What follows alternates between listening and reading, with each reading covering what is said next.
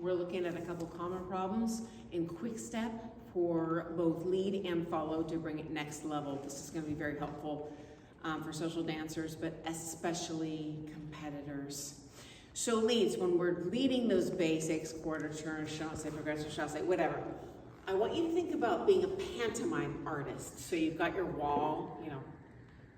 Okay, so I'm gonna put my hands up so you can see how you are centering to your follow.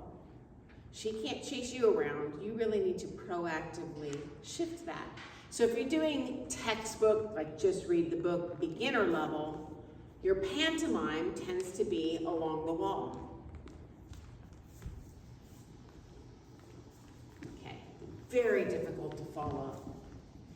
Much easier is if we rotate. This is a quarter turn. I'm ahead of the movement as opposed to here. And I finish with the chasse. This is another quarter of a turn that I finish with the chasse. Quarter of a turn. Okay, I'm going to exaggerate that. Way exaggerate. Turn. I'm ahead of her. Turn. She's ahead of me. I finish ahead of her. Another way you might think about it is if you are a little more advanced and know a tipple chasse or a tipsy, pretend you're doing an under-rotated tipsy or tipple chasse. So tipple chasse, just a refresher, I rotate it, right? Doing the same thing here, it's just less rotation. And we're gradual, slow, I go around, slow, she goes around. Okay. For follows, if you compete, you are a heck of a lot lighter than you realize. And a common problem I see on the comp floor is ladies are still back in beginner mode and you're a much better lighter follower. So when we start out doing Quickstep, it's so darn fast, we're just like, I'm gonna nail my part. Well, I know where he wants me to go, I'm gonna go. And you end up being heavy in his arm and dragging him to the next position unwittingly. I guarantee you're lighter than you think if you compete as lady. So instead, we're gonna think about pushing off our left foot the whole time in these basics and waiting to roll through the foot. So I'm never actually gonna go back. I'm gonna think roll. Then I push off the left. Roll. Push off the left. I'll show that again. Excuse me.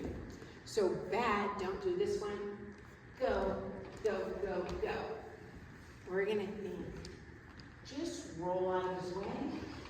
Push, push, push. And if I were to hold like a tennis ball in my hand, we're always lifting the tennis ball up. Because I bet if you're in the video, you're seeing this. If you look at yourself, little trick, the more left we stay, the more we have to lift that ball up. Another way to think about it is, instead of doing a high jump over the top of the bar, we're gonna push the bar up with this left sternum. That's gonna help you have an even top line as opposed to wonky. And if you think about it, any of those ways, you're gonna end up with the same result. So I'll show good this time.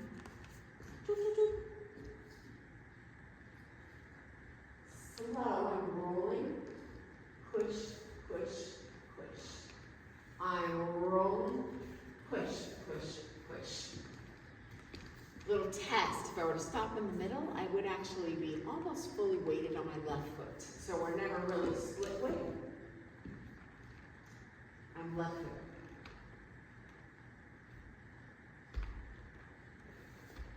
Left foot. And that's gonna make you a much lighter follow. And finally, if your partner is working on this rotation, I will rotate as well as lady, though I bet if he does it, you'll just do it. I'll show my pantomime arms as lady. So instead of going slow, quick, quick, slow, slow, Bad news bears. Rotate. Push, push, push up. Slow. Push, push, push up. I'm rotating. Then I go. And let me show that with a partner real quick. So my lovely partner, Becca, thank you, thank you. So this is the better way. We're adding rotation and slow, quick and slow, slow, quick and slow. So that's good. And then here's the bad one. Slow, quick and slow, slow, quick and slow. So it's not truly linear. It's a quarter of a turn. Or for lady, a quarter of a turn. And we're always pushing down line depending on who's going this way. So that'll make it smoother.